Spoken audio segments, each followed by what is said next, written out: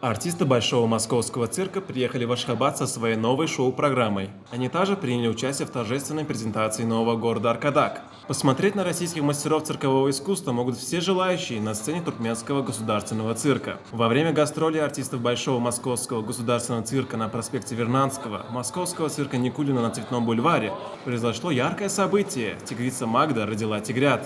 Это радостное событие произошло в городе Аркадак Государственного цирка Туркменистана, где и состоялось первое выступление циркачей. Новорожденные малыши чувствуют себя хорошо.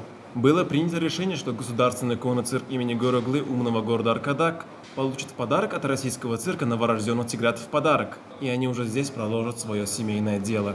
Было принято решение подарить цирку Аркадак этих тигрят, и я думаю, что в ближайшем будущем, сейчас им все равно нужно окрепнуть, пока мы здесь в Туркменистане на гастролях, они будут максимально питаться материнским молоком, чтобы у них сформировался иммунитет, и потом благополучно будем передавать новым дрессировщикам Туркменистана. Для удобства животных в помещении, где находятся тигры, оснащены кондиционерами. Даже в летнюю жару температура комнаты не превышает 20 градусов. Сейчас тигрята находятся под наблюдением ветеринаров и дрессировщика Ростислава Гаврилева, работающего с тиграми и львами. Ростислав работает с тиграми уже 12 лет. Каждый день перед выступлением Ростислав вместе со своими кошками проводит репетицию.